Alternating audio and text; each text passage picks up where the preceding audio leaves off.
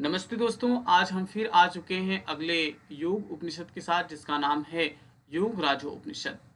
आपने 4 सितंबर को एग्जाम दिया ही होगा, तो वहाँ पे बहुत सारे क्वेश्चन बने हुए थे। तो आपको बिल्कुल ध्यान से हर एक टॉपिक को पढ़ना है और अपने आप को परफेक्ट बनाना है।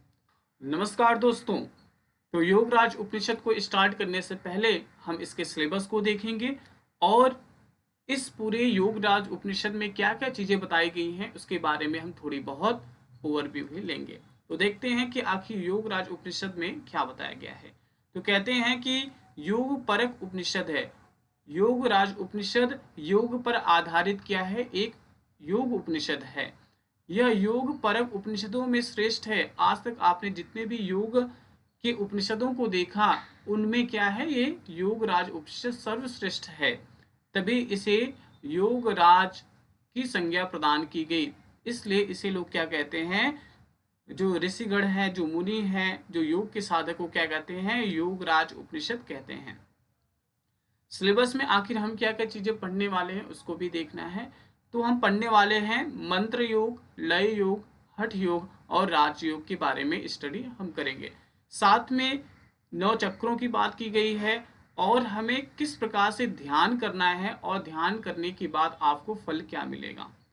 तो योगराज उपनिषद सारे योग उपनिषदों में सबसे छोटा उपनिषद है और इसमें सिर्फ 21 मंत्रों की बात की गई है। योग की बात करें तो यहाँ पे चतुरंग योग की बात की गई है। चतुरंग योग में क्या क्या चीजें आते हैं, आसन, प्राण संरोध, ध्यान और समाधि। चतुरंग योग की बात और कहाँ पे की गई थी, आपने हठ प्रदीपिका में देखा होगा, वहां पे चतुरंग योग की बात की गई थी। तो उसी प्रकार से यहाँ पे भी चतुरंग योग की बात की गई है, लेकिन इसमें जो लिंब बताए गए हैं थोड़े से अलग हैं, इसका भी आपको ध्यान रखना है। योग के 4 प्रकार बताए गए हैं। कौन कौन से वो योग हैं, तो है आपको सीक्वेंस में ध्यान रखना है, मंत्र, लय, राज और हठ। 9 चक्रों की बात करें तो इसमें 9 प्रकार के चक्रों की बात की गई है। वो चक्र कौन कौन से हैं, ब्रह्म चक्र, स्वादिष्ठान चक्र, नाभि चक्र, हृदय चक्र, कंठ चक्र, तालुका चक्र, भू चक्र, ब्रह्मरंध्र, व्योम चक्र। यदि हम योगराज उपनिषदों में पीठ की बात करें तो यहाँ पे 3 प्रकार की पीठ की बात की गई है। पहला जो है जालंधर पीठ, दूसरा जो है आपका उद्रियायण पीठ, तीसरा क्या है, पूर्णगिरि पीठ। तो इस प्रकार से हमने ओवरव्यू को देख लिया कि आखिर हम क्या चीजें पढ़ने वाले हैं। अब हम बात करते हैं कि यहाँ पे जो 4 प्रकार के योग की बात की गई थी, कौन कौन से योग थे, उनका नाम था मंत्र योग, लय योग और हठ योग की बात की गई थी और राजयोग की भी बात की गई थी। इस प्रकार से आप देख पा रहे होंगे कौन कौन से 4 प्रकार के योग हैं, मंत्र, लय, राज और हठ। तो श्लोक के माध्यम से थोड़ा सा हम ज्ञान को अर्जित करते हैं। योगराजं प्रवक्ष्यामि योगिना योगसिद्धये मंत्रयोगी लयश्चैव राजयोगो हठस्तथा। तो यहाँ पे योगियों के योग की सिद्धि के लिए कहते हैं, जो योगी योग की सिद्धि को चाहते हैं उनके लिए 4 प्रकार के योग बताए गए हैं। वो योग कौन कौन से हैं, मंत्र है, लय है, राज है और हठ योग है। अब आगे बताते हैं कि चतुरंग योग आखिर होता क्या है। तो यहाँ पे भी मंत्र के माध्यम से आप देख पा रहे होंगे, योगश्चतुर्विधः प्रोक्तो योगिभिः तत्त्वदर्शिभिः आसनं प्राणसंरोधो ध्यानं चैव समाधिकः। यहाँ पे बताया जा रहा है कि योग के तत्वदर्शियों के अनुसार योग के 4 अंग हैं। यानी कि जो योग के तत्वदर्शी हैं, जो योग को मानते हैं, जो जानते हैं और योग अभ्यास करते हैं, वो कहते हैं कि 4 प्रकार के योग के अंग हैं। वो कौन कौन से अंग हैं, आसन, यहाँ पे आप देख पा रहे होंगे कि किस प्रकार से साधक ने आसन के अभ्यास को किया है। प्राण संरोध, अपने प्राणों को नियंत्रण करने के लिए प्राणायाम के अभ्यास को बताया गया है। ध्यान, कैसे हम ध्यान करेंगे, परमपिता परमेश्वर जो हैं जिनके द्वारा ये संसार चल रहा है उसका हम ध्यान कैसे करेंगे। और ध्यान के साथ साथ जैसे ही आपने ध्यान किया कैसे समाधि की स्थिति प्राप्त होगी। आप देख पा रहे होंगे कि भगवान शिव समाधि की स्थिति में हैं। उसी प्रकार से हमें बिल्कुल ध्यान रख लेना है।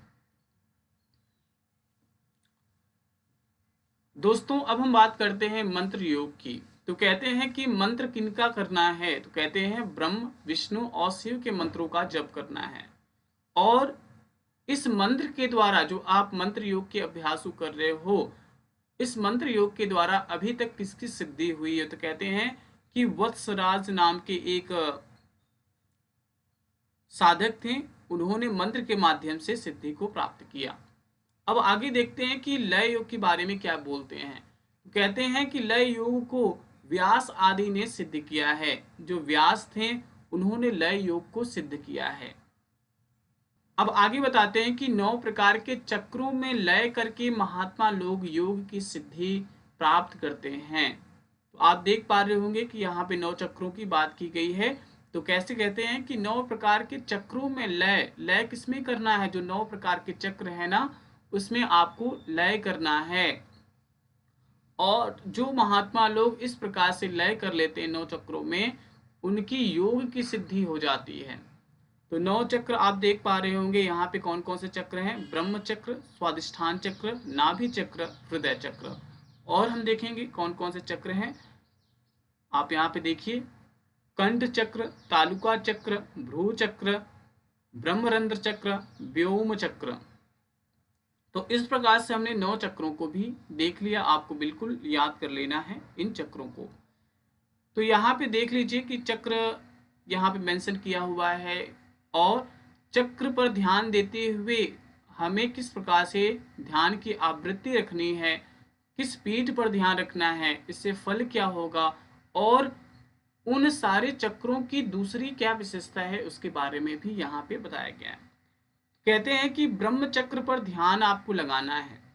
जैसे आपने ब्रह्म चक्र पर ध्यान किया तो आपको 3 बार 3 आवृत्ति में ध्यान लगाना है।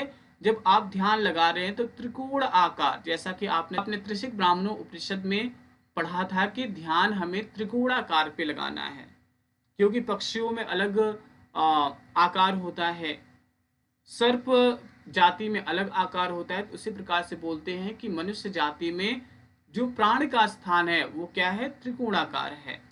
तो यहाँ पे कहते हैं कि जब आप ब्रह्म चक्र पर ध्यान लगाते हैं तो आपको 3 बार आवृत्ति करनी है, यानी 3 बार आपको करना है। और आकार कैसा होना चाहिए, वो त्रिकोणाकार होना चाहिए। अब हम फल की बात करते हैं कि जब आप ब्रह्म चक्र पर ध्यान करते हैं तो उससे फल क्या होता है। जब हम ब्रह्म चक्र पर ध्यान करते हैं तो मुक्ति की कामना से हम ध्यान करते हैं। इसकी अन्य विशेषता क्या है, तो अन्य विशेषता बताते हैं कि अग्नि कुंड एवं तत्व कुंडलिनी कहा जाता है। इसे ब्रह्म चक्र को ही दूसरे नाम से जाना जाता है, जिसका पहला नाम है अग्नि कुंड और दूसरा नाम क्या है, तत्व कुंडलिनी भी इसे कहा जाता है। किसे, ब्रह्म चक्र को। अब हम देखते हैं कि अगला चक्र कौन सा है, तो बताया जा रहा है कि स्वादिष्ठान चक्र है। बताते हैं कि ध्यान किस प्रकार से करना है। तो कहते हैं कि जो कुंडली हमारे शरीर में स्थित है उसे ज्योति के समान समझ करके ध्यान करना है। वो कौन सी पीठ है, तो कहते हैं कि उद्यान पीठ है। और फल क्या होगा, संसार को आकर्षण करें। जब आप स्वादिष्ठान चक्र पर आपने उपलब्धि प्राप्त कर ली तो आप संसार को अपनी तरह आकर्षित कर सकते हैं। स्वादिष्ठान की अन्य विशेषता की बात करें तो बताया जा रहा है कि प्रबल अंकुर जो कि खून के समान है, वो कैसी है, प्रकाशमान पशिबाभिमुख एक लिंग स्थित है। कहाँ पे एक लिंग स्थित है, स्वादिष्ठान चक्र में, जो कैसा है, रक्त वर्ण के समान है। अब हम देखते हैं कि अगला जो नाभि चक्र है उसकी बारे में क्या बताया जा रहा है। तो कहते हैं कि 5 आवृत्ति वाली विद्युत के समान शक्ति है। तो नाभि चक्र में हमें ऐसा ध्यान लगाना है कि 5 आवृत्ति वाली है, किसके समान है, विद्युत के समान है। और इससे किस प्रकार के फल की प्राप्ति होगी, तो बताते हैं कि समस्त सिद्धियों की प्राप्ति हो जाती है। जब आप नाभि चक्र में ध्यान को लगाते हैं तो आपको जितनी भी सिद्धियां हैं वो सारी सिद्धियां आपको प्राप्त हो जाती हैं। इस अन्य विशेषता के बारे में बात करते हैं तो बताते हैं कि जो नाभि चक्र है ना, तो इसे संसार की मध्य स्थिति कहा जाता है। अब हम 4th चक्र की बात करते हैं जिसका नाम क्या है, हृदय चक्र। तो कहते हैं कि ध्यान किसका करना है, तो कहते हैं कि एक हंस का ध्यान करना है जो कि प्रकाश के समान है, बहुत ही प्रकाशवान है, बहुत ही प्रकाशशील है, उसका आपको ध्यान रखना है। जैसे आपने हृदय चक्र में हंस के समान प्रकाश युक्त चीज का ध्यान रख लिया तो क्या होगा, सारा संसार आपके कंट्रोल में हो जाएगा, वशीभूत हो जाएगा। हृदय चक्र की अन्य विशेषता क्या है, तो बताते हैं कि जो हृदय चक्र है वो क्या है, अधोमुखी है, यानी कि नीचे की तरफ उसका मुख है। प्यारे दोस्तों, अब हम बात करते हैं कि पांचवा जो चक्र है उसका नाम क्या है, तो बताते हैं कि पांचवें चक्र का नाम क्या है, कंठ है। ध्यान किसका करना है, तो बताते हैं कि शुचि ज्योति का ध्यान करना है। शुचि ज्योति कैसी है, पवित्र है, ऐसा आपको ध्यान कर लेना है। इससे किस प्रकार की फल की प्राप्ति होगी, तो बताते हैं कि समस्त सिद्धियों की प्राप्ति होगी। इसके पहले आपने किस चक्र पर ध्यान दिया था, तो समस्त सिद्धियों की प्राप्ति हुई थी। आपने नाभि चक्र पर ध्यान दिया था, तब आपको समस्त सिद्धियों की प्राप्ति हो गई थी। आप देख पा रहे होंगे ना, नाभि चक्र और कंठ चक्र एक दूसरे के सिमिलर ही है ना, इस प्रकार से आपको ध्यान रखना है। इसके अन्य विशेषता क्या है, तो बताते हैं इसके वाम भाग में ईड़ा, यानी कि इसके लेफ्ट साइड में क्या है, ईड़ा है। दक्षिण भाग में यानी राइट साइड में क्या है, पिंगला है। और इन दोनों के बीच में यानी राइट और लेफ्ट के बीच में कौन है, सुषुम्ना स्थित है। आगे बात करते हैं जिसका नाम है तालुका चक्र। काफी सारी चीजें यहाँ पे मेंशन की गई है, विशेष ध्यान रखना है। तो अब कहते हैं कि आपको ध्यान कैसा करना है, तो कहते हैं मन को शून्य कर लेना है, यानी मन को कंट्रोल करते हुए आपको ध्यान रखना है। किसका, तालुका चक्र का। और इसके अभ्यास से किस प्रकार के फल की प्राप्ति होती है, जब आप तालुका चक्र पर ध्यान रखते हैं, अपने मन को शून्य अवस्था में लाते हैं, तो क्या होगा, इस संसार रूपी सागर से आपको मुक्ति मिल जाएगी और साथ में मोक्ष की भी प्राप्ति हो जाएगी। इसकी अन्य विशेषता क्या है, तो बताते हैं कि तालुका चक्र को घटिका स्थान, राजदंत या दशम द्वार भी कहा जाता है। तालुका चक्र को किस अन्य नाम से जाना जाता है, तो बताते हैं तालुका चक्र को घंटिका स्थान, राजदंत और दशम द्वार भी कहा जाता है। तो इसके तीन नाम है, किसके, तालुका चक्र के तीन नाम हैं। अब हम आगे बात करते हैं जिसका नाम है भूचक्र, जो कि 7वें नंबर का चक्र है। किस प्रकार के ध्यान को करना है, तो बताते हैं भ्रिकुटी के मध्य गोलाकार ज्योति का ध्यान करना है।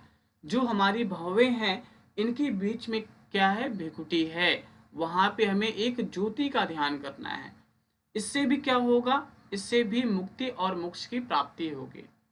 इसकी अन्य विशेषता क्या है, तो बताते हैं कि विद्या एवं बिंदु स्थान भी कहते हैं जो भ्रू चक्र है इसको विद्या भी कहते हैं और बिंदु स्थान भी कहते हैं। तो ध्यान रखें कि भू चक्र के दो नाम हैं, पहला नाम क्या है, विद्या है, दूसरा नाम क्या है, बिंदु स्थान है।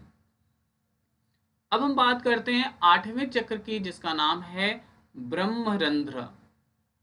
किस प्रकार से हमें ध्यान करना है ब्रह्मरंध्र में, कहते हैं धूम्र वर्ण वाले सूतिका ग्राम का ध्यान कर लेना है। कहते हैं कि यहाँ पे धुएं के समान सूतिका नामक कोई चीज है, उसका आपको ध्यान रखना है। ब्रह्मरंध्र के अंतर्गत जालंधर पीठ आता है जो नीले वर्ण के समान है, यानी कि नीले रंग के समान है। जब आप ब्रह्मरंध्र पर अपने ध्यान को बना के रखते हैं तो किस फल की प्राप्ति होगी, तो मुक्ति और मोक्ष की प्राप्ति हो जाएगी। आप देख पा रहे होंगे कि मुक्ति और मोक्ष की प्राप्ति किस किस चक्रों में हो रही है। तो आप देख पा रहे हैं कि तालुका चक्र, भू चक्र, ब्रह्मरंध्र और व्योम चक्र में बताया गया है कि मुक्ति की प्राप्ति हो जाती है, यानी मोक्ष की प्राप्ति हो जाती है। और कहते हैं कि जो ब्रह्मरंध्र है इसकी अन्य विशेषता क्या है, तो कहते हैं कि आपको परम निर्वाण का सूचक माना जाएगा। ठीक है, परम निर्वाण का सूचक क्या है, तो बताते हैं कि ब्रह्मरंध्र ही परम मार्ग का सूचक है। अब हम लास्ट और आखिरी चक्र की भी बात करते हैं तो उसका नाम क्या है? व्योम चक्र।